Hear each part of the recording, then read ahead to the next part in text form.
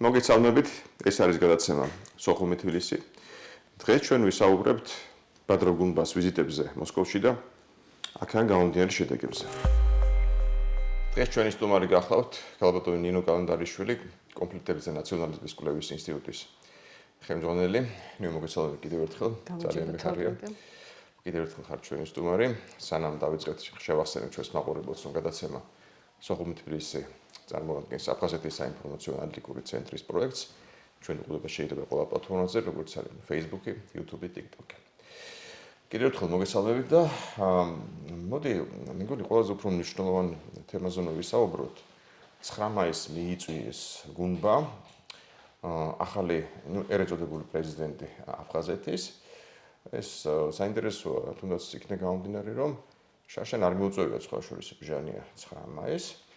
გუნდა ახლა იყო ჩაბრძანებული, თათ სიძინპინის გვერდით ცხადია არ დაუსვათ, მაგრამ ფაქტია რომ იქ დაფიქსირდა. მასზე დებენ მეგონი რაღაცა ფსონს კრემლში აშკარად გამოიკვეთა, იმიტომ რომ ასე მცირე მონაკვეთში პუტინთან შეხვედრები დიდი ფუფუნებაა ცხადია აფხაზეთის ხელმძღვანელობისთვის. საერთოდ თურმე იკვება ბჟანიას მთელი მისი პრეზიდენტობის თუ რაც არის ვადის განმავლობაში სულ ორჯერ ქონდა ბედნიერება ესე თქვა პუტინთან შეხვედრის. ნინო, ეს როგორ ახსნათ ესეთი ინტენსიური შეხვედრები და ესეთი ყურადღება გუმბას მიმართ ძალიან გამზაფრებული. ესეთი პატივი პირდაპირ თქვათ. ძალიან მნიშვნელოვანი საკითხია ხედა. მოდი მე დავიწყოთ, რომ ბოლო ხანებში თუ შევხედოთ სომხეთს და აზერბაიჯანს, თითქოს ფორმალურად, გარეგნულად რუსეთისგან დისტანცირების ცდელობა არის სრულად აზერბაიჯანში, ნაწილობრივ სომხეთშიც და ამის ფონზე რუსეთი არათუ ძლიერდება, არამედ სრულ დომინაციას ახდენს აფხაზეთშიც და ცხინვალის რეგიონში. ცხინვალის რეგიონში ისედაც მეტი რაღა უნდა იყოს, მაგრამ ჩემი აზრით, რომ ერთ-ერთი ახსნა, ერთ-ერთი ინდიკატორი იმისა, რომ რუსეთი მკაფიოდ ახდენს იმის დემონსტრირებას, რომ ის აფხაზეთშია და აქედან არანაირ წასვლას არ აპირებს და არანაირ დათმობაზე არ არის წამსვლელი, სწორედ გუმბას მიმართ 9 მაისის პერიოდში გაკეთებული ესეთი მოძრაობებით შეიძლება განვიხილოთ.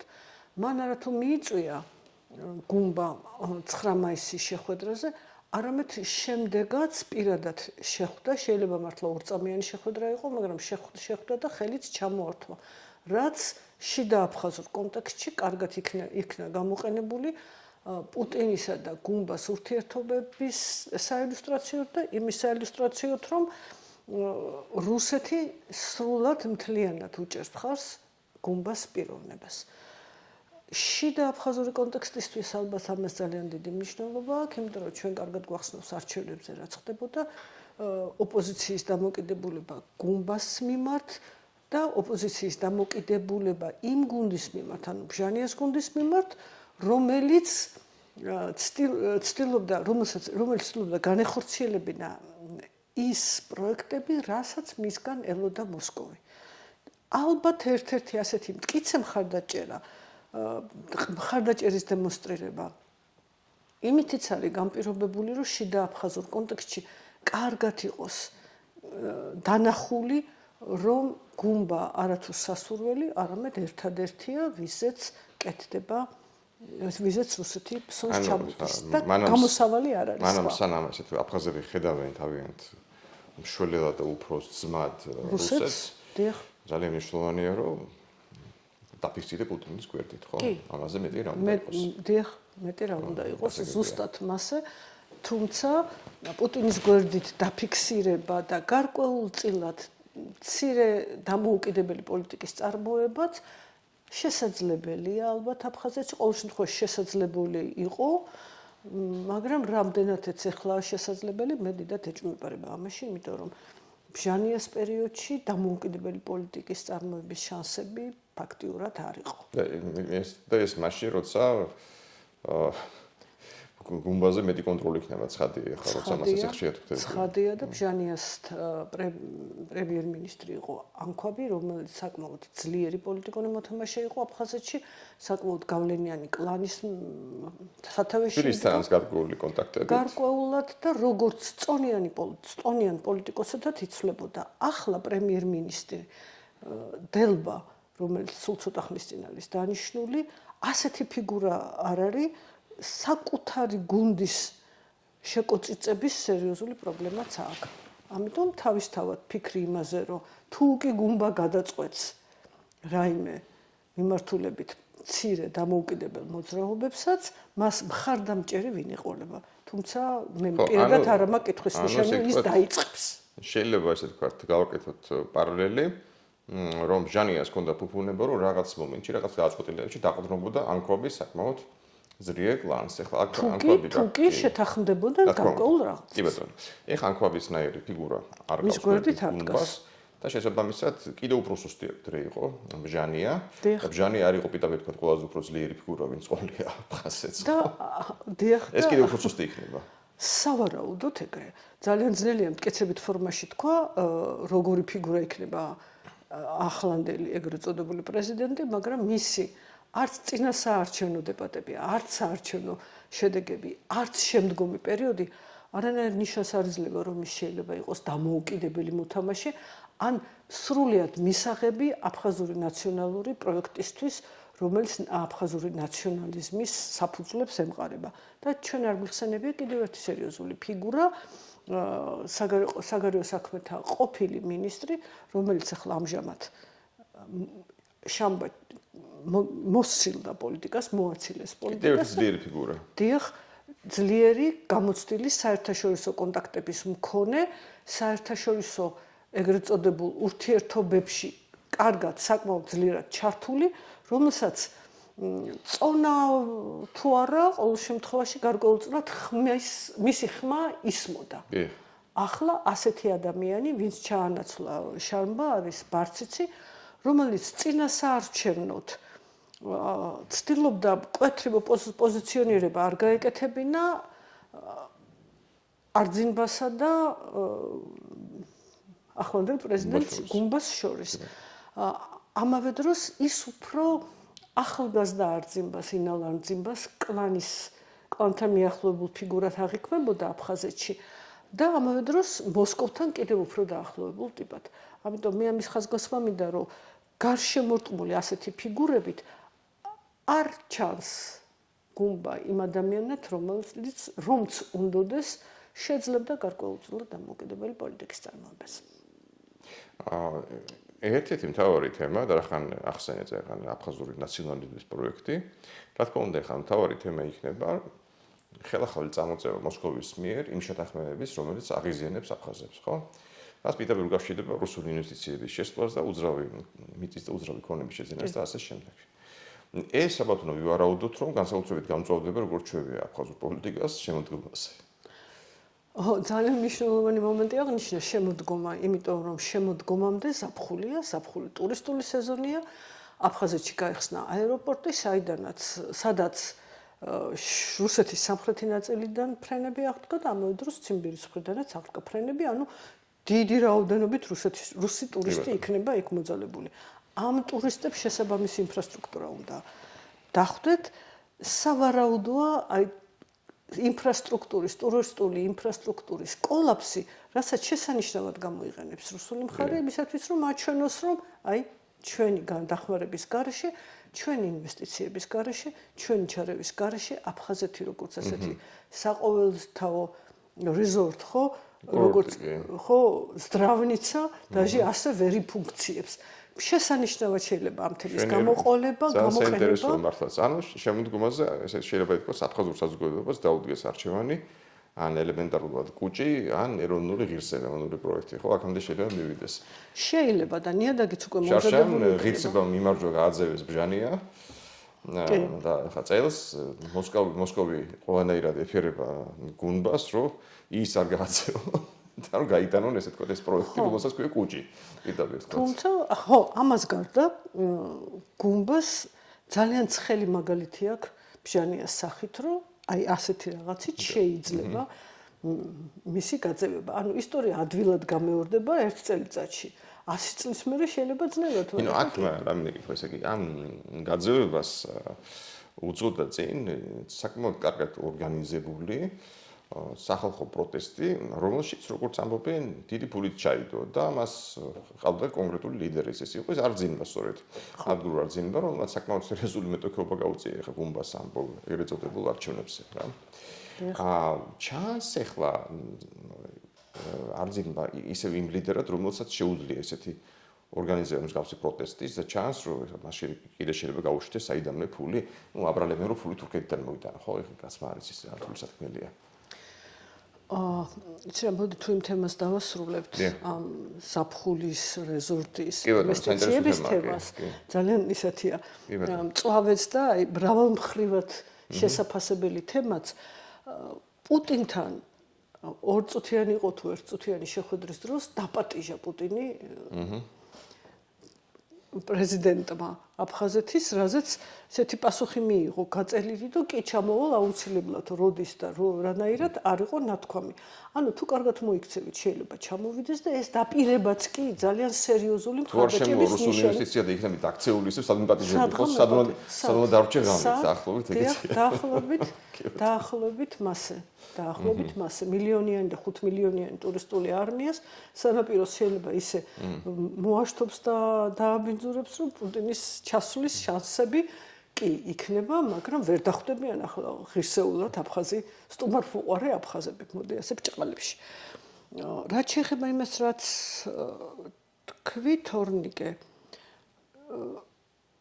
საუბედუროდ, ჩემდა საუბედუროდ ისეა აფხაზეთის შიდა პოლიტიკური ცხოვრება ჩამკვდარი და თითქოს აი სტაგნაციაში გასული, რომ ემსგავსება სამხრეთ ოსეთის ცხინვალის რეგიონის შიდა პოლიტიკურ ცხოვრებას. განა სამხრეთ ოსეთის აფხაზეთიზაცია მოხდა, ანუ კი არ გააქტიურდა იქ, არამედ პირიქით აფხაზური მთლიანად ეს სივრცე გახდა სამხრეთ ოსური სივრცის მსგავსი და ლამის იდენტური. თავისთავად ბევრმა რამემ განაპირობა ეს და რატო ჩემდა სამწუხაროდ ეს ჩვენთვის ქართული მხარისთვის ნამდვილად დადებითი მომენტი არ არის. აფხაზეთში ორი ძალიან აქტიური ჟურნალისტის ფაქტიურად აღარ ჩანს სივრცეში. ეს არის ინალ ხაშიგი და ჭანია. ინალ ხაშიგი, რომელიც როგორც შიდა თემებს აშუქებდა, ისე საგარეო პოლიტიკურ თემებს და მათ შორის ქართულ-აფხაზურ ურთიერთობას. და მოდი პირდაპირ თქვა, ვინ წარმოიდგენდა რამდენიმე წლის წინ, რომ ინალ ხაშიგს მსგავსი პრობლემები შეექმნებოდა აფხაზეთში.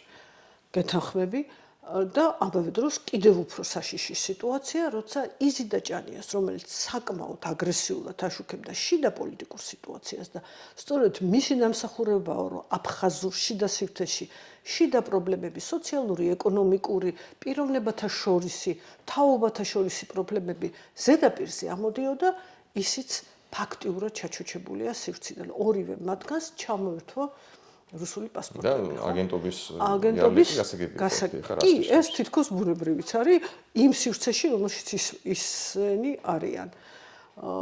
და ეს ორი ხმა ფაქტიურად გამქრალია, ანუ საზოგადოებრივი პროტესტის მნიშვნელოვანი ფიგურა ერთ-ერთი და ხმა და რუპორი ამ წუთას ნაკლებად ჩანს. ამ სიტუაციაში ჩადიხარ არძინბასნაირ პოლიტიკოსად საბათ ჩანსი ნაკლებად აქვს. იმ შემთხვევაში თუ რამე სერიოზული კატაკლიზმური მოვლენა არ მოხდება. ადგურ არძინბასთვის სერიოზული დარტყმა იყო როგორც ჩანს მისი პროთურქულობის ბრალდება. განა იმიტომ რომ თურქეთთან მიმართ რაღაც მას ან თურქეთს მის მიმართ ან მას თურქეთის მიმართ აგრესიული დამოკიდებულება აქვს. უფრო იმიტომ რომ აფხაზეთის მოსახლეობის საკმაოდ გავლენიანი და მრავალმხრივი ნაწილისთვის პროთურქულობის ბრალდება აღმოჩნდა საკმარისი სიტყვით ბრალდება და არა რეალურ საფუძველზე დაფუძნებული, რომ მის წინააღმდეგ მოეცა ხმა. ანუ შიდა საზოგადოებრივი კონსოლიდაციისთვის არსებობს თემა, რომელიც შიდა საპროტესტო ელექტორატს გახლეჩს და რჩება მხოლოდ პროაფხაზური, აფხაზური ეთნიკურ ჯგუფზე დაფუძნებული ჯგუფი, რომელიც სრულიადაც არ არის საკმარისი იმისათვის, რომ გავლენები იქონიო პოლიტიკაში და ეთნოცენტრისტული, ეთნოდემოკრატიული, ეთნოპოლიტიკური სტრუქტურა აბსოლუტური კრიზისის წინაშე აღმოჩნდა და მე მგონი იმ დონის პოლიტიკოსი როგორც ადგურა არციმბა კარგად ხედავს ამასაც. ამასთან დაკავშირებით რა მინდა კითხო, როგორც ძალიან კარგად ერკვევი ხარ შენ საზოგადოებრივ ცხოვრებაში. დროის გასვლასთან ერთად როგორც უკვე ახსენე, ხდება რეალურად აფხაზეთის ცხინვალიზაცია. და ამას ხელს უწყობს კიდევ ის შეუცვლელი პროცესი, რომ დროის გასვლასთან ერთად ის რაღაცა ეროვნულობის მუხტი რაც ქონდათ აფხაზებს, სეპარატიზმის თუ რაც იყო ჩვენთვის, ხო, ესე იგი, მაგრამ თავის ეროვნული პროექტი რაც ქონდათ, ეს პროექტი ნელა ჩაქრა დროის გასვლასთან ერთად. ანუ წავიდა ის ხალხი, ვინ ჩვენ ჩამოთვალეთ. იგივე ანქვაბით უნდა ძლიერი ფიგურა, წავიდა იგივე შანბად და ასე შემდეგ, ძლიერი ფიგურები და ახალ თაობაში ჩანს ის ხალხი, ვისაც ის რაღაცა მუხტი აქვს, რომ მათი ოცნება სახელმწიფოების თუ რაც იყო, ხო? თავის ეროვნული პროექტის, რომელიც ჩვენ გვინდა რომ ყოფილიყო საქართველოში, მაგრამ ხა მათ ესე მოინდომეს. ეთნიკურობის, აფხაზური ეთნოსის გადარჩენის, ეთნოდამოუკიდებლობის იდეა ახალ თაობაში სავარაუდოდ საკმაოდ მძლავრია, თუმცა მუდმივ ქვემოდან კვებას ალბათ მოითხოვს, ისევე როგორც ნებისმიერი ეთნიკური პროექტი ნებისმიერ ქვეყანაში. ერთი რამეს ვიტყოდი, რომ ქართველების და საქართველოს მიუღებლობა და შიში ქართველების და საქართველოს კვებავს პირდაპირ და ირიბად სწორედ ამ იდეას, მაგრამ ეს შიში ამავე დროს შეიძლება სწორედ რუსეთისკენაც ადვილად უბიძგებდეს მათ, თუკი ხედავენ რომ ნაციონალური პროექტი ასეთი მკაფიო საზღვრებით შემოსაზღვრული იდენტობით, ეთნოდემოკრატიით, ეთნიკურობით ყველა ხელმძღვანელ თანამდებობაზე საფრთხის წინაშე არის, შეიძლება გარკვეული პოზიციები დათმონ, მაგრამ არა ოფიციალურად დამოუკიდებლობის აღიარების საფუძვლად, ოფიციალურად ფორმალური დამოუკიდებლობის ფონზე. და კიდევ არ უნდა დავიწყოთ უკრაინის ომი და სიტუაცია, რომელიც ამის გარშემო ხდება, რუსეთის შესაძლებლობები და რუსეთის სურვილები და სერიოზული დარტყმების პირობებში უკრაინის ფრონტზე თავისი რენომეს შესანარჩუნებლად რა ნაბიჯებს გადადგამს იმისათვის, რომ კავკასიაში თავის პოზიციას და ერთიც კიდევ ეხლა ეს უკრაინის ომი ცხადია, მათ შორის ბევრი მიზეზი აქვს. ხო, ამას ცხადია ხა. ეფუძნება რუსეთის სურვილს გააკონტროლოს შავი ზღვის სანაპირო მაქსიმალურად და ამ კონტექსტში რა თქმა უნდა ეხლა აფხაზეთს თავისი ადგილი აქვს. ცხადია. და როგორც თავიდან თქვი, დაპატიჟება 9 მაის გუმბასი, სწორედ იმის სიგნალიც იყო სწორედ, რომ აფხაზეთიდან რუსეთი ნამდვილად არ წავა და გასაგები ხა ამდენი ჩადოუკვე იქ. ესე მარტივად აქ უნდა იქნან წამსვლელი არის. გამოჩნდა ძალიან კარგად. და აქაც უნდა გვავიწყდება, რომ შავ ზღვაზე თავისი ინტერესები აქვს თურქეთსაც, რომელიც ფლობს და აკონტროლებს ორივე სრუტეს, რომელიც ხმელთაშუას აკავშირებს შავ ზღვასთან და სწორედ ამიტომ ბრალდება პროთურქულობისა პოლიტიკურად, საზოგადოებრივად, შიდა ეთნიკურად ძალიან სახიფათო იყო. მაშინ როცა ისე და ისე განმეორდები და აფხაზებისთვის ხსნელად და უფრო ძნელად აღიქმება რუსეთი და რუსეთის მოწინააღმდეგე შავ ზღვაზე თურქეთი, თავისთავად ცხადია პროთურქულობის იარლი იყო, მართლა ძალიან ცივი დამღაა, ხო? თუმცა ჩვენ გამოცდილება გვაჩვენებს იმას, რომ გარკვეული დამღები ძალიან ადვილად კი არ ჩამოირიცხება, მაგრამ დავიწყებას მიეცემა ხოლმე გარკვეული დროის განმავლობაში, თუკი ხელმძღვანელმა პოლიტიკურმა ძალამ სრულიად უაზრო და მასშტაბური დიდი შეცდომები დაუშვა და ეს შეცდომები ალბათ მოსალოდნელია განსაკუთრებით მძიმე ეკონომიკურ სიტუაციაში და სოციალურ გამოწვევებში. მძიმე ეკონომიკურ სიტუაციაში და პლუს როცა აშკარად სუსტი ლიდერების ხელშია ეხლა ეს რეგიონი, ხო? თორე ეს ვინ ჩამოთვალეთ ეხლა ისევ და ისევ არ არის არც ერთი ანქვაბის დონის ფიგურა და არც ბაღაშის დონის ფიგურა და როგორც უნდა ვაფასებდეთ ანქვაბსაც, როგორც უნდა ვაფასებდეთ ნებისმიერ აქამდე არსებულ პოლიტიკურ ფიგურასაც, თავად ბჟანიასაც კი, რომელიც თუ თავის აი ამ მთელ ამ პოლიტიკურ კარიერაში ასეთი ჩუმი და მკვეთრი მოძრაობების გარეშე არსებობდა, ფიგურის შთაბეჭდილებას ტოვებდა უსახო ფუნქციონერების სიტუაციაში არიან თითქოს აფხაზები და ერთი ის ხალხი, ვისაც ჩვენ მაინც ვთვლიდით, რომ გარკვეულწილად სამოქალაქო საზოგადოება არიან აფხაზეთში, დღეს მოცემულობაში არის ჩუმად. ცდილობენ თითქოს იყო დაბალანსებული პოზიცია შეინარჩუნონ, არც წვადი და წვადა, არც შამფური, მაგრამ კრიტიკულ სიტუაციაში გამოცდილება ამბობს, რომ დაბალანსებული არ გამოვრჩნდეთ და არავინ გავაღიზიანოთ პოზიცია, გაქრობის წინაპირობა საზოგადოებას შიგნით მათი არსებობა ავიწყდება. შესაბამისად, გააჩუმეს სხვებისთვის ეს ნიმუშია. მოთხოვა, როცა ეს ორი ადამიანი გააჩუმეს შეძლეს. ანუ განა მათ ვაკრიტიკებ, რატომ არიან ჩუმად. მე ვამბობ, რომ მათი სიჩუმე საფხაზურ საზოგადოებაში მათ დავიწყებას უწყობს ხელს. სულ არ არის აუცილებელი ყველა დაარტყა, საკმარისი ორ ფიგურას დაარტყა დანარჩენებისთვის, რაც მაგალითი იქნება და საზოგადოებისთვის უკვე ხმის ამომღები რომ არჩება, ისიც ჩანს. ნუ დრო შევაჯამოთ, მე ერთს ვიტყოდი, ასე ესე თქვათ, დალაგებული კარგად, მე მგონი კრემლს აქამდე აფხაზეთში ვითარება არ ქონია. როგორც ჩანს, ძალიან საქმისმცოდნე კურატორი ყავს. კირიენკო, რომელიც სოხუმში დაბადება. დიახ. ალბათ მისი იქ დაბადება მარტო არ არის გადამწყვეტი, მაგრამ სიტუაციას და კარგად იცნობს. ბავშვობის გამოცდილება მაინც აქვს, რა ტიპის წერტილებს უნდა დააჭიროს ხელი, როცა იქ არის. კი, ბატონო, ნუ არ თუ ისე ოპტიმისტური ფინალი, მაგრამ რაც არის ეგ არის. ჩემი აზრით რეალისტური შეფასებები გავაკეთეთ, თუმცა ეს მაინც ჩემი საკუთარი შეფასებებია და არ მაქვს პრეტენზია. დიდი მადლობა გულწრფელობის ექსპერტიზისთვის, ორივესთვის. დიდი მადლობა თქვენ, რომ ამ თემებს აშუქებთ და რაც არ არის ჩვეულებრივი ამბავი ჩვენ სატელევიზიო სივრცეში. გააცემა სოხუმთვილის ისე დაგიბრუნდებათ. მადლობა.